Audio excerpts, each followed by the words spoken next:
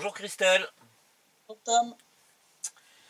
nous sommes le 30 septembre et nous arrivons au 59e CITREP on a une bien mauvaise nouvelle pour les gens qui parlent russe en Ukraine parce que désormais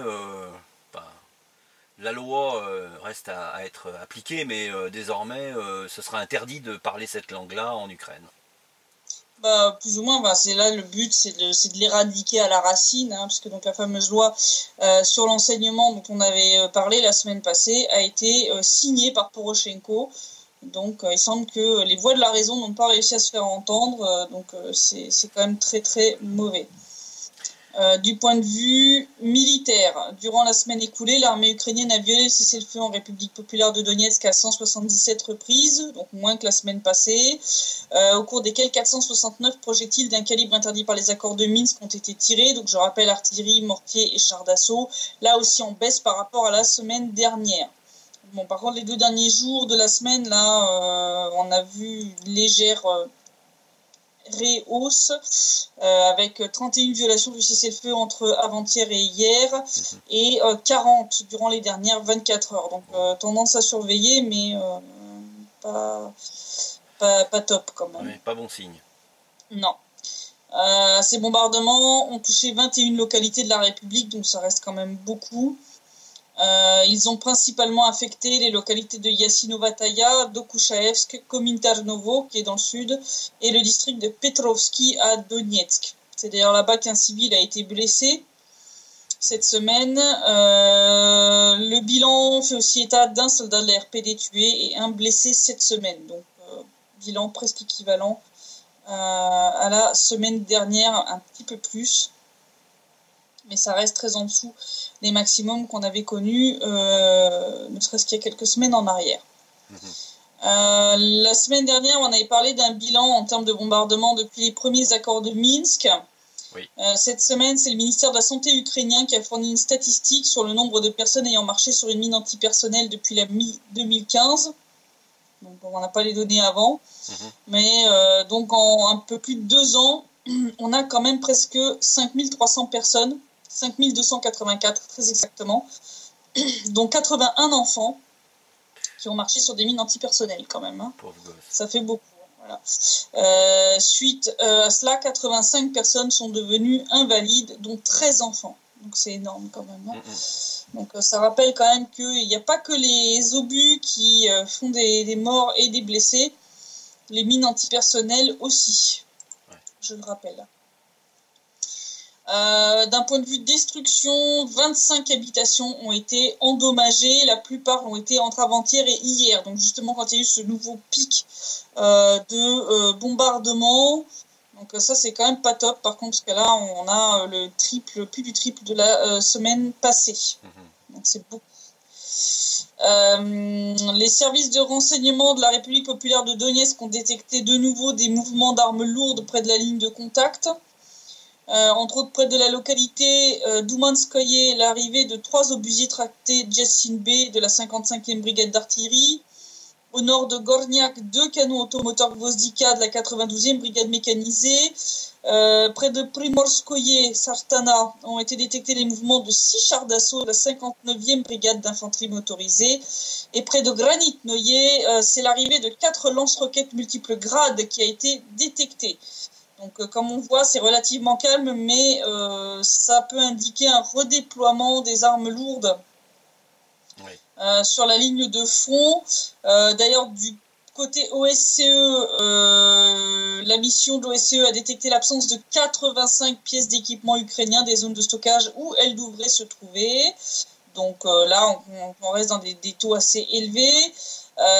Dont 7 obusiers tractés Jessin B de 152 mm, 30 chars d'assaut, 6 obusiers D30 de 122 mm, 31 canons automoteurs Gvozdika de 122 mm et 11 lance-roquettes multiples grades de 122 mm. Hein, donc on continue dans la technique de labour à l'ukrainienne. Oui, oui. Voilà. Alors l'OSCE qui nous a surpris d'ailleurs cette semaine, parce qu'ils sont enfin mis à faire leur travail. Ah bah dis donc. tous les dieux. Il y a des miracles des fois. Oui. En fait, ils ont montré factuellement que les soldats ukrainiens utilisent les civils comme boucliers humains pour tirer sur la République populaire de Donetsk et la République populaire de Lugansk, puisque la mission de l'OSCE a montré une photo prise par l'un de ces drones, sur laquelle on peut voir clairement que des pièces d'équipement militaire ukrainien, 21 pièces en tout, sont déployées près de maisons civiles. Donc on va montrer la petite photo sur la vidéo pour que vous puissiez bien voir. Donc c'est une photo qui a été prise le 25 septembre et qui montre entre autres des canons automoteurs Gvozdika, des canons anti-aériens SA-13, d'autres pièces d'équipement, des camions militaires, tous situés près d'Alexandropol, dans la zone du Donbass qui est contrôlée par Kiev. Et comme les gens vont pouvoir le voir sur la photo, certaines armes sont à moins de 30 mètres des maisons les plus proches. Voilà. Ce qui signifie que si jamais les forces de la DNR avaient l'imprudence de riposter systématiquement, évidemment, il y aurait des civils à 30 mètres de distance. Je veux dire, là, t'es en dessous des seuils d'imprécision. D'erreur, d'imprécision. Je veux dire, là, t'as une bonne chance sur 2, si pas plus, de toucher la maison qui est à côté, quoi. Donc, heureusement que les soldats de la RPD et de la RPL respectent le cessez-le-feu et ne répondent pas aux provocations, parce que sinon, je vous raconte pas la boucherie. Pendant ce temps-là, les postes d'observation du centre conjoint de contrôle et de coordination du cessez-le-feu continuent d'être pris pour cible par l'armée ukrainienne. C'est pas la première fois qu'on le signale. Mais là, en 2 mois, on en est quand même à 14 bombardements de ces postes d'observation par les soldats ukrainiens. Ça commence à faire un peu beaucoup, là, quand même. Là, on commence à être une moyenne. On est à quoi? Presque 2 par semaine, là.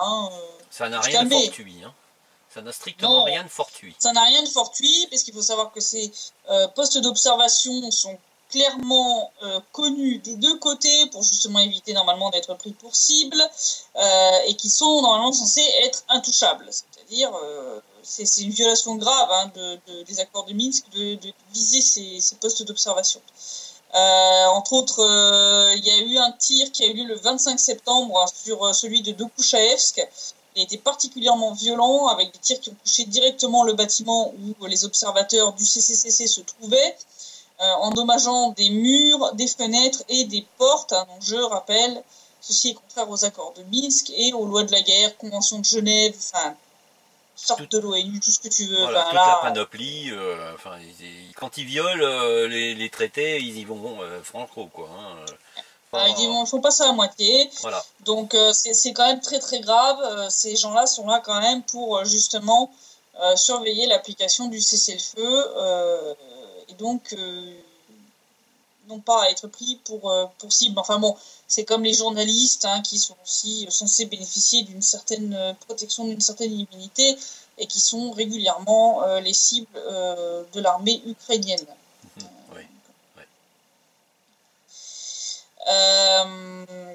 Au sein de l'armée ukrainienne, la situation continue de se dégrader. Certains commandants se comportant en véritables seigneurs de guerre qui peuvent tout se permettre et restent impunis pour leurs crimes. Ainsi, dans la 92e brigade, un schéma de corruption a été découvert via lequel le commandant de la brigade, Kokorev, a exigé entre autres un paiement pour obtenir les documents nécessaires à l'enregistrement des parts de terres attribuées aux participants de l'OAT. Donc les soldats qui ont participé à l'opération antiterroriste, soi-disant, donc ont droit à des terres. Et pour remplir les papiers, le commandant exige un bakshish. Tout va bien. Oh, elle est belle, l'armée ukrainienne, dans tous les sens du terme. Voilà. Kokorev qui vend aussi de manière régulière le matériel militaire qui appartient, je rappelle, à l'armée et pas à lui. Voilà. Durant les 2 derniers mois, il a ainsi vendu 7 fourgonnettes UAZ 452. Donc c'est des espèces de petites fourgonnettes qui servent souvent d'ambulance. Voilà, donc qui ont été bien sûr déclarées comme détruites lors d'affrontements avec l'ennemi, puis en fait elles ont été revendues. D'accord. Il n'y a pas de petit profit. Bah non. Il n'y a tellement pas de petit profit que même les nouvelles rations militaires de l'armée ukrainienne se retrouvent vendues sur le marché, entre autres à Krasnogorovka, où servent de troc pour échanger contre de l'alcool maison. Voilà. Mais c'est quand même magnifique. Alors, pour donner une petite idée, hein, donc cette brigade, on reste toujours sur cette brigade. Hein. Rien que durant la semaine écoulée, 9 soldats ont été réprimandés pour avoir été ivres pendant le service. De décembre 2016 à septembre 2017, 321 cas de violation de la discipline militaire en état d'ivresse ont été enregistrés dans cette brigade. Depuis le début de l'année, plus de 1300 cas de violation de la discipline militaire ont été enregistrés et sont le résultat, entre autres, de la pression infligée aux soldats qui sont mécontents de la violence dont fait preuve leur commandant. 902 de ces violations de discipline ont été par de simples soldats et 462 par des officiers. Voilà. Et en termes de désertion, rien que durant la semaine écoulée, 2 cas ont été enregistrés dans cette brigade, hein, des soldats qui ne supportaient pas l'arbitraire de leur commandant. Ils sont tous les deux partis avec leurs armes et ils sont toujours en fuite. Voilà. Et de décembre 2016 à septembre 2017, ils sont 84 à être partis ainsi, y compris avec leurs armes. Voilà, alors vu l'état de l'armée, je crois que Kiev va avoir un petit peu de mal à lancer une offensive à grande échelle. C'est un peu compromis là, hein. Je crois que ça va être un peu compliqué. Je dirais pas que c'est que du bonheur pour les civils du Donbass, mais en tout cas, ça sera au minimum un soulagement de savoir qu'un certain nombre de choses ne va pas leur tomber sur la tête. Bah, ça ne les empêche pas de continuer à bombarder, malheureusement, ça. Oui, hein. oui, ça oui. ça les gêne pas. Mais ça compromet quelque peu les plans de Kiev. Là, ça va être un peu compliqué avec une armée dans cet état. Là, c'est une seule brigade, hein. Donc je te raconte pas les autres très fortement possible qu'elles soient dans le même état. Oui, probablement pire. Probablement pire. Enfin bon, même si on part sur le même état, c'est déjà affligeant quand même. Oui. Donc, ouais, là, leur armée, elle tombe vraiment en morceaux. C'est une catastrophe. Hein. Je sais pas comment ils s'y prennent, mais bon, c'est faut qu'ils changent de DRH, hein, l'armée. Il doit être alcoolisé aussi, si ça se trouve, hein, donc voilà. Ouais, ou tellement corrompu qu'ils s'en fichent du moment qu'ils s'en mettent plein les poches. Ah bah oui. Alors, si on regarde la République populaire de Donetsk, donc on avait parlé de l'ouverture du centre représentatif, qui a bien eu lieu lundi à Marseille, sans problème. Environ 50-60 personnes étaient présentes, hein, d'après un ami qui s'est rendu sur place. Il y a eu, semble-t-il, aussi un journaliste du Monde. Il semble que M. Vitkin se soit déplacé sur place. Bon, par contre, il était prévu que 2 attachés militaires de l'ambassade d'Ukraine en France, ils avaient déclaré qu'ils allaient venir, ils ne sont pas venus. Hein, bah moi non plus, hein, d'ailleurs, hein, je tenais à le préciser, hein, moi non plus, hein, je n'y étais pas. Voilà. Pour ceux qui ont cru que, mais non. Donc Hubert Fayard, Xavier Moreau et Jacques Klosterman donc se sont exprimés, hein, lors de cette cérémonie pour exposer entre autres ce que serait le centre, quelle est la situation dans le Donbass, hein, puisqu'ils sont tous les 3 venus ici. Un commentaire filmé de la ministre des Affaires étrangères de la République populaire de Donetsk, donc Madame Nikonorova, a aussi été diffusé avec sous-titres en français. Donc il n'y a pas eu de heurts, hein, malgré les appels des soutiens ukrainiens à aller manifester et empêcher l'ouverture du centre représentatif. Hein, leur appel a, semble-t-il, été suivi par personne. Oui. Là, c'est quand même un gros fail quand même. Hein. Là, pas être méchant. Ça leur donne la mesure du succès de leur propagande. Hein. Ouais. Là, c'est vraiment... Mais personne. Il y a vraiment... zéro, quoi. Donc, là, les gars, ça va l'avoir un petit peu mauvaise, quand même. En République populaire de Donetsk, on avait parlé donc la semaine dernière de l'explosion, hein, de cet attentat qui avait visé le ministre des Finances, Alexandre Timofeyev.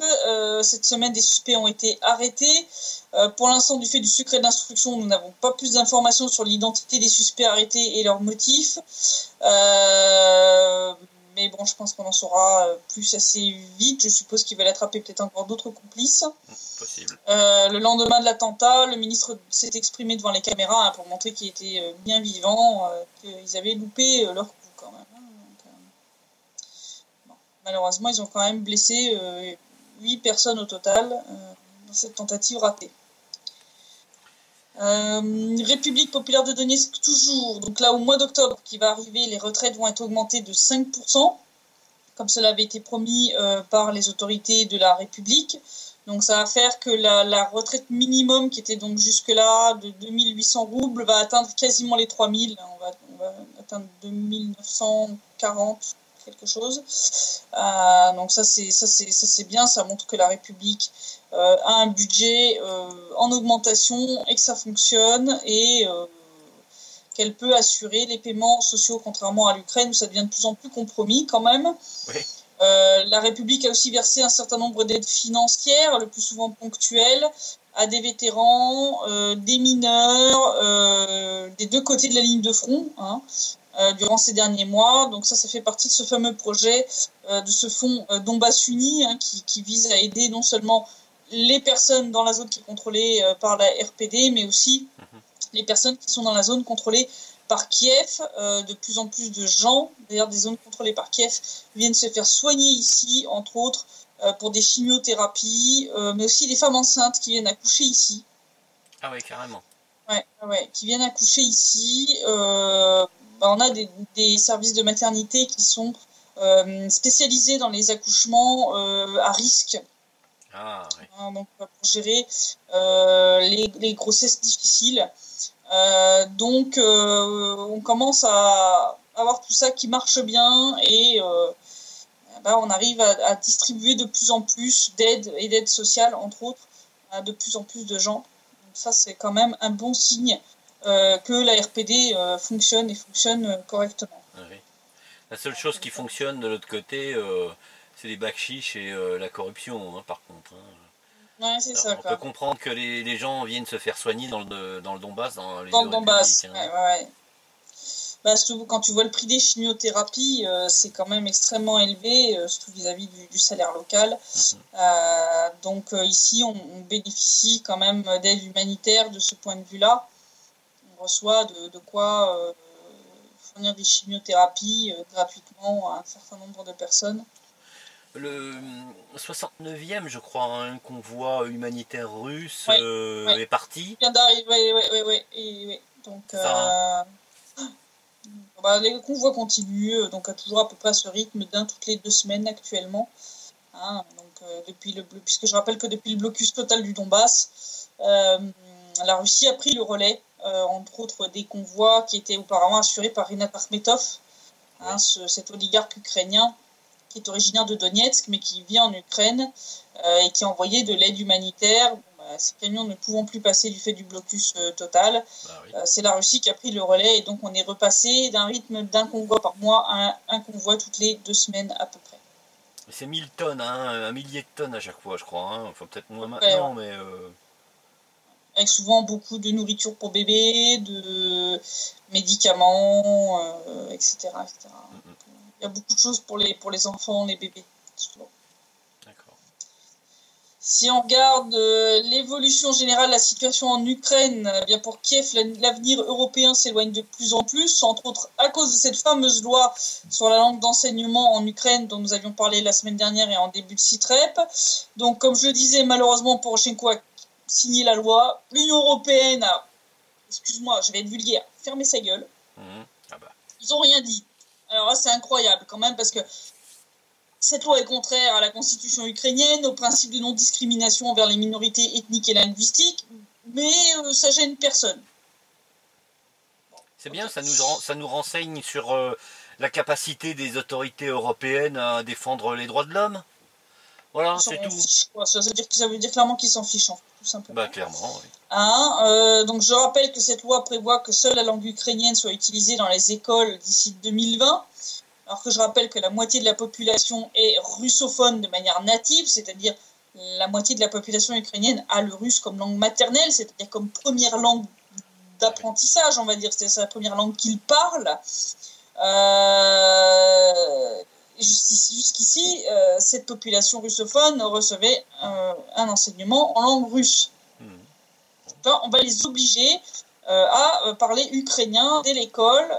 Donc le but, c'est clairement d'éradiquer la langue russe. Alors le petit problème, c'est qu'ils ont oublié que dans le tas, il y avait quand même des minorités roumaines, hongroises, qui se trouvent, je rappelle, vers l'ouest du pays. Résultat, la Roumanie, mais surtout la Hongrie, n'ont pas du tout aimé et viennent non seulement de protester, mais carrément de taper du poing sur la table pour la Hongrie. Cette loi donc a suscité l'indignation du chef de la diplomatie hongroise qui a promis d'empêcher l'adhésion de l'Ukraine à l'Union européenne. Donc le ministre hongrois des Affaires étrangères, Peter Szijjártó, a déclaré que Kiev pouvait oublier ses projets d'adhésion à l'Union européenne suite à la promulgation en Ukraine de cette loi sur l'enseignement, qui a été signée par Porky. Donc je cite, « Jusqu'à présent, Piotr Poroshenko évoquait l'Union européenne, mais à partir de ce moment, il devrait l'oublier. Compte tenu du fait que la Hongrie bloquera toutes les initiatives profitables à l'Ukraine au sein des organisations internationales et surtout de l'Union européenne. » Ça, c'est ce qu'il a déclaré et ce qui a été publié sur le site de son ministère quand même. C'est pas piqué des hannetons. C'est gratiné. Voilà, donc il a souligné qu'à l'avenir, Kiev pâtirait de la loi adoptée. En plus, si tu rajoutes le fait que cette semaine, les gardes frontières ukrainiens ont refusé l'entrée sur le territoire d'une députée européenne hongroise, Kristina Morvai, parce qu'elle était venue dans le Donbass, dans la zone non contrôlée par Kiev en 2014, et qu'elle avait affiché un certain soutien à la RPD et à la RPL. Je sais pas pourquoi, mais je sens que les relations de l'Ukraine avec ses voisins, ça va devenir de plus en plus compliqué. Ben, ils ont jeté de l'huile sur le feu, il faut qu'ils assument. Hein. Ouais. C'est tout. Puis bon, c'est pas prêt de s'arranger sur d'autres domaines, puisque bon, on rappelle que depuis plusieurs mois, les révélations négatives se multiplient sur l'Ukraine. Les rapports sur les prisons secrètes, la torture pratiquée par l'USBU, le scandale des fameux moteurs de fusée nord-coréennes, et plus récemment, le rapport d'Amnesty International qui a dénoncé la livraison illégale d'armes au Soudan du Sud par l'Ukraine. Non, mais il cumule, je veux dire... Package. C'est un package. Voilà, quitte à faire des conneries, on peut en faire un maximum. Bien garni. Donc, il semble, d'après les informations dévoilées par Amnesty, que c'est la société d'État Ukrinmash qui aurait fourni en 2014 au Soudan du Sud des milliers de mitrailleuses, de mortiers, de lance-roquettes et de munitions qui ont servi à tuer des milliers de civils, puisque je rappelle que ce pays est en guerre. Pleine guerre. Donc c'est bien, en plus du sang des civils du Donbass, il se rajoute le sang des civils du Soudan du Sud. Je suis pas sûr qu'ils aient assez d'intelligence et de vivacité d'esprit pour comprendre la gravité de ce qu'ils font, mais bon. Oui, parce que bon, si le Conseil de sécurité de l'ONU n'a pas décrété d'embargo total sur les ventes d'armes au Soudan du Sud, cette dernière enfreint quand même l'accord sur le commerce des armes que l'Ukraine a signé. Donc bon, j'ai que la réputation de l'Ukraine post-Maïdan, c'était une catastrophe, mais là ça s'arrange pas vraiment. Et de manière assez bizarre, juste après cette annonce, t'as un entrepôt de munitions qui a pris feu à Kalinovka, près de Vinnytsia. Dans l'un de ce qui est quand même les 3 plus gros entrepôts de munitions d'Ukraine. Je confirme, je veux dire, il y a une explosion, la taille de la boule de feu. C'était magique. On mettra une petite photo aussi pour que les gens se rendent compte. Oui. L'entrepôt fait quand même 1000 hectares. 1000 hectares de munitions qui flambent, je vous laisse imaginer. L'incendie a bien sûr provoqué la détonation d'une partie des munitions qui étaient stockées là. Donc, entre autres, des roquettes de lance-roquettes multiples. Obligeant 30 000 personnes à évacuer la zone autour de l'entrepôt en flammes. Donc, ils ont évacué une zone qui était très très large. 2 personnes auraient été blessées, 4 habitations endommagées. L'espace aérien a aussi été fermé dans un rayon de 50 km autour de la zone qui a pris feu. Pas dégueulasse quand même, pas négligeable. Donc d'après des estimations fournies par Ivan Vinnik, le secrétaire du Comité national de sécurité et de défense du Parlement ukrainien, au moins 30% des munitions qui étaient stockées là auraient été détruites ou affectées par l'incendie, générant une perte de 800 millions de dollars. Alors déjà que le pays est endetté jusqu'au cou, ça va être un peu dur à encaisser là comme perte quand même. Toujours ça que les civils du Donbass vont pas ramasser ça sur la tête, voilà. Certes, enfin bon, je plains quand même les civils qui se trouvent à côté, qui ont dû évacuer, qui ont pour certains été blessés ou qui ont vu leur habitation, à mon avis, 4 habitations endommagées, je pense que ça doit être très en dessous de la vérité. Oui. Je pense que le bilan officiel est très très en deçà de la vérité, parce que c'est pas possible quand tu vois l'explosion. Une boule de feu, elle doit faire 300 mètres de diamètre. De blessés et 4 maisons endommagées. Ça me semble un peu léger quand même. Absolument. La boule de feu faisait au moins 300 mètres de diamètre. Ce qui même moi m'a posé la question de savoir si on avait eu affaire à une explosion conventionnelle. C'est dire. Hein. En fait, vu la quantité de munitions qu'il y avait là-dedans, en fait, oui. C'est-à-dire que 1000 hectares, tu imagines la dose, c'est des milliers de tonnes de munitions qui sont entreposées là. Ouais. Donc quand ça prend feu et que ça pète, il y avait entre autres quand même des roquettes pour donc lance-roquettes multiples grades, Smerch et Ouragan. Donc ouais, le Smerch, c'est du 300 mm. Je rappelle, c'est des roquettes qui sont énormes, qui font presque plusieurs mètres de long.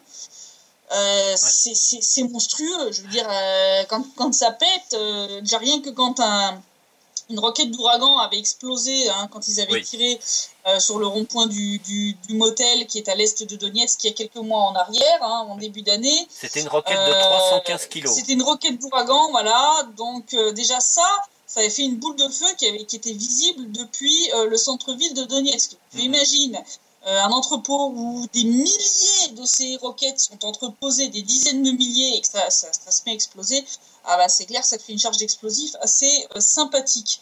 Donc, moi, en voyant ça, quand même, je me suis dit... parce qu'on rappelle que la semaine dernière, on avait parlé qu'il y avait eu une autre explosion, déjà dans un entrepôt de munitions côté ukrainien, mais plus près du front. Donc là, soit il y a un problème systémique d'application des règles de sécurité lors des chargements et déchargements de munitions dans les entrepôts ukrainiens, auquel cas il est temps d'envoyer les soldats et les employés passer une formation express et rendre l'alcotest obligatoire avant de commencer le travail. Ah bah oui. Soit ces histoires d'entrepôts qui brûlent ne sont que l'arbre qui cache la forêt. Là, parce que je me suis dit, c'est quand même pas possible qu'il y ait autant d'entrepôts qui brûlent à une telle fréquence dans ce pays. Il y a quand même quelque chose qui ne va pas. Donc, sachant que cet entrepôt qui avait pris feu à peine quelques jours auparavant à Novo-Yanisol, de manière délibérée, hein, ce qui a été prouvé par l'absence, entre autres, de blessés ou de morts parmi le personnel qui, semble-t-il, avait évacué l'entrepôt avant qu'il ne prenne feu. Hein, donc il semble que c'était là aussi pour cacher un manque de munitions. Moi, j'ai commencé à me poser 2-3 questions. Et comme en mars de cette année, il y avait déjà eu un précédent près de Kharkov, hein, on rappelle, hein, un entrepôt qui avait là aussi pris feu, hein, à la veille d'une inspection, hein, qui devait vérifier s'il y avait bien là-dedans toutes les munitions qui étaient annoncées ou pas. Comme par hasard, la veille, l'entrepôt, il flambe. Voilà. Donc, comme il y a 6 mois en arrière, lors de l'incendie de cet entrepôt, les autorités ukrainiennes ont accusé les RPD, les RPL, voire pour certains la Russie, d'être responsables de cet incendie. Bon, pour ma part, j'ai tendance à avoir un petit peu le mal partout. Donc, pour moi, je sentais gros comme une maison, que ça servait à cacher la disparition de munitions pour cause de revente. Hein. Et ça n'a pas loupé. Au moment où je me faisais cette réflexion, j'ai été rejointe dans cette idée par une personnalité que nous connaissons bien, ah bah oui. Hein, la politique ukrainienne, cette chère Nadia Savchenko, qui sur le plateau de la chaîne TV ukrainienne 112, qui appartient à ce cher Igor Kolomoïski, a déclaré peu ou prou la même chose. Elle a même fait un lien avec ce scandale des livraisons d'armes au Soudan du Sud. Hein, elle a même mentionné ce rapport d'Amnesty International. Donc je vais citer cette chère Savchenko. Je parle du fait que beaucoup d'entrepôts de munitions ont pris feu récemment. Pourquoi cela arrive-t-il? Cela doit être identifié lors de l'enquête, mais tous ces entrepôts avaient été vidés depuis longtemps par le commerce des armes. Maintenant, tous les entrepôts qui ont pris feu devraient être analysés pour déterminer ce qui est réellement stocké là. Nous ne prenons pas en compte la possibilité qu'au moment où les entrepôts ont pris feu, ils étaient peut-être à moitié vides, et par conséquent, on les a fait sauter, sous-entendu, pour cacher le fait qu'il y avait la moitié des munitions qui manquaient. Hein, voilà. Donc, comme on le voit, ça s'arrange pas du tout en Ukraine de ce côté-là. Hein, la corruption va galopante, les reventes illégales d'armes aussi. Et il n'y a peut-être pas qu'au Soudan du Sud que l'Ukraine a revendu des armes, hein, puisqu'on avait parlé depuis longtemps de ces connexions entre l'Ukraine et l'État islamique, que les RPD et les RPL avaient dénoncé depuis longtemps, mais aussi la Russie. Même certains médias ukrainiens avaient fini par parler de ces connexions qui ont permis entre autres à des terroristes islamistes d'obtenir la citoyenneté ukrainienne, qui leur a permis ensuite de se rendre plus facilement en Europe. Et alors que l'armée syrienne va de victoire en victoire et reprend des territoires qui étaient auparavant sous le contrôle de Daesh, l'armée syrienne a fait 2-3 petites découvertes intéressantes, hein, comme ce drapeau ukrainien qui a été trouvé dans un poste de commandement abandonné par des terroristes près de Deir ez-Zor, hein, avec... ils ont trouvé aussi des mots croisés en russe dans la même pièce que le drapeau, ce qui a l'air de suggérer que l'un des chefs terroristes qui était présent dans cette zone serait un Ukrainien. Donc, moi, je ne serais pas étonné en fait de découvrir un jour en Syrie ou ailleurs, hein, où Daesh se trouve, des armes provenant de ces entrepôts ukrainiens qui ont pris feu et où elles sont censées avoir été détruites par les flammes. Je pense qu'on faut s'attendre à ce genre de petites surprises. Oui, c'est... Pas étonné. Ça semble assez cohérent avec... oui. Ah, mais je te dis, là, je pense qu'on n'a pas fini d'aller vers ce genre de découverte. J'encourage d'ailleurs les gens à regarder un film qui s'appelle Lord of War, donc Seigneur de guerre, avec Nicolas Cage, qui est très bien fait, qui montre d'ailleurs très très bien tous ces trafics d'armes post-effondrement de l'URSS qui ont lieu dans tous ces pays qui, comme l'Ukraine, contenaient d'énormes stocks d'armes. Ouais. Et où la corruption est littéralement endémique, permettant d'acheter à peu près tout ce que tu veux, hein, de la Kalachnikov au char d'assaut en passant par des hélicoptères de combat. Bref. Donc j'encourage les gens, parce que justement ils parlent un peu de l'Ukraine dans ce film, et c'est assez intéressant. D'accord. Pendant ce temps-là, à Kiev, justement au conseil régional de Kiev, les députés se sont de nouveau tapés sur la gueule joyeusement à cause d'un désaccord politique. Voilà. Comme c'est étonnant. Et ça faisait un petit moment qu'on n'avait plus de baston, là, ça manquait un peu, là, un petit peu d'action, là. Il voulait faire de la concurrence au maire de Kiev, non Ouais, Klitschko, qui est un ancien boxeur, je sais pas. Enfin, il y en a un qui a l'air d'être bon quand même, parce que vu les dégâts qu'il a fait à son adversaire. Donc tout a commencé par une exigence des députés régionaux du bloc Petro Poroshenko Solidarité, qui ont donc demandé la démission de la direction du conseil régional de Kiev. D'accord. Et là, un membre du parti de l'Union pan-ukrainienne Patrie a décidé de défendre la présidente du conseil. Et résultat, un représentant, donc un député du bloc Poroshenko, a eu l'idée de prendre part à la discussion. Entre guillemets. Oui. Ça a l'air d'être... je sais pas s'il faut appeler ça comme ça, mais c'est peut-être comme ça qu'ils conçoivent ça à Kiev, je sais pas. Oui, les discussions, oui. Voilà. Et donc, ce représentant du bloc Petro Poroshenko a frappé ce député régional du parti Patrie. Donc, il l'a frappé au visage et l'a assommé d'un seul coup de poing. Donc, il n'est pas allé de main morte, quand même, pour... Pas Patrie, patatras. Patatras, voilà. Donc le député a fini par terre, ils ont dû appeler une ambulance, et donc ce député de l'Union pan-ukrainienne Patrie s'est vu diagnostiquer une commotion cérébrale et a la mâchoire cassée. Ah oui, un seul coup de poing. Un seul coup de poing. Donc c'était peut-être un boxeur, le député en question, je ne sais pas. Mais il a de la force, où il était très motivé, je sais pas. Oui. Il a voulu argumenter avec force. On peut dire ça comme ça. Ah c'est des arguments percutants, ça y a pas de doute. Tout à fait. Ça pourrait être percutant, ils étaient percutants. Donc non, mais bon, entre les bastons à la rada, les bastons dans les conseils régionaux ou dans le conseil communal, parce qu'il y en avait eu aussi il y a quelques mois en arrière, où Klitschko avait dû faire démonstration de ses capacités de boxeur, n'est-ce pas? Oui.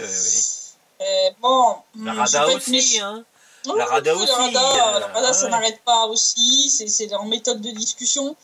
Pas de doute. Il faudrait quand même qu'un jour, ils aillent apprendre comment on fait de la politique de manière civilisée, quand même. Non, mais pas de doute, ça s'arrange en Ukraine. Ça y a pas de doute. Avec des discussions parlementaires comme ça... Ça m'étonne pas qu'ils arrivent à voter des lois débiles comme cette loi sur l'enseignement. Hein. Ah bah il faut qu'ils soient équipés en boxeur hein, pour arriver à la RADA ou ailleurs hein, maintenant. Hein. En fait, au lieu de faire voter les lois, en fait, on devrait prendre un champion du camp pour, un champion du camp contre, et puis se battre sur un ring et ça décide du vote. Je crois que ça irait plus vite. Oui, oui, oui. Puis ça ferait du sport, montrer à la télévision, faire de l'animation, voilà, hein, à l'heure de grande écoute. Bon, je sais bien que chez nous, les parlementaires dorment en France, hein. Je parle. Mais c'est peut-être fait exprès, remarque, parce que ils dorment parce qu'ils sont grassement nourris, donc il faut digérer, donc... Alors qu'en Ukraine, ils sont au pain sec. En Ukraine, ils se tapent sur le toit qu'ils sont pas secs. Quand tu vois la carrure de certains, ils sont pas vraiment au pain sec. Hein. Ouais. Mais bon, je veux dire, on a les deux extrêmes. Quoi. En France, ils roupillent. En Ukraine, ils se tapent sur la gueule. Il y a peut-être quand même un intermédiaire, un juste milieu à trouver quand même. Oui. Hein, sans aucun doute. Entre roupiller et se taper dessus. Bon. Donc pour l'instant, on est dans une espèce de période de stand-by. Donc je pense qu'on va continuer de toute façon à recevoir des bombardements sur la tête. Mais clairement, pour la grande offensive, je crois que pour l'instant, les autorités de Kiev vont devoir ajourner un peu, hein, parce que vu l'état de leur armée et de leurs députés, hein, c'est un peu mal barré là. Je crois que... Ceci dit, on peut peut-être craindre qu'après avoir signé... donc la loi qui interdit le russe, Poroshenko un petit peu, je dirais, menacé sur son siège, hein, éjectable, hein, de président, voilà, par les néo-nazis qui attendent juste le feu vert de Saakashvili, hein, et de l'égérie là de Timoshenko, Yulia Timoshenko. Donc pour l'instant, Saakashvili a l'air de s'être lancé dans un espèce de tour de l'Ukraine pour récolter, on va dire, les doléances des gens qu'il entend présenter à Kiev le 17 octobre. D'accord. Donc là, je pense que jusqu'au 17 octobre, on va être dans un espèce de statu quo. Ouais, d'entre-deux, quoi. D'entre-deux, je pense que... En espérant que Porky ne décide pas de signer cette loi qui fait de la Russie le pays agresseur dans le Donbass, parce que là... il s'est pas arrêté sur la loi de l'enseignement en langue ukrainienne. C'est le risque, ouais. Je m'attends à tout, sincèrement, je m'attends à tout. Déjà, cette loi-là, ça va mettre le bazar, cette loi sur l'enseignement, hein, puisque avec la moitié de la population qui est russophone, je veux dire, ça revient à une éradication linguistique pure et simple. C'est extrêmement grave, hein, ça c'est vraiment... c'est un génocide linguistique. C'est ça que c'est, hein, ni plus ni moins. Ça précède probablement un génocide tout court. Donc je pense que ça va déclencher des heurts à partir du moment où parce que je pense qu'ils ne doivent pas trop en parler. Hein. Oui. Je pense qu'ils doivent se faire assez discrets là-dessus. Mais je pense que quand ça va vraiment être bien connu, tous les détails, etc., je pense que ça va générer des problèmes. Parce que, il y a des gens qui vont sortir dans la rue pour manifester. Pour manifester, pour dire que c'est hors de question, quoi, parce que bon, là, c'est vraiment grave. Et puis, déjà que l'Ukraine s'était mis la Pologne à dos à force de glorifier Bandera et ses petits copains, là, ils viennent de se mettre la Hongrie à dos, la Roumanie est pas très contente non plus. Chercher des poux dans la tête. Hein. Ah ben là, ils ont réussi. Hein. Là, ils ont cherché à la pelleteuse, c'est un peu... Oui, il n'y a aucun doute. C'est pas très efficace, mais c'est bien dangereux quand même. Ça dépend en quoi c'est pas très efficace. C'est pas très efficace pour calmer le jeu, par contre pour mettre le feu au stop d'essence, il n'y a pas de problème, ils sont doués pour ça. Mais bon, là, ils sont avec cette loi sur l'enseignement, Poroshenko a signé l'explosion du pays.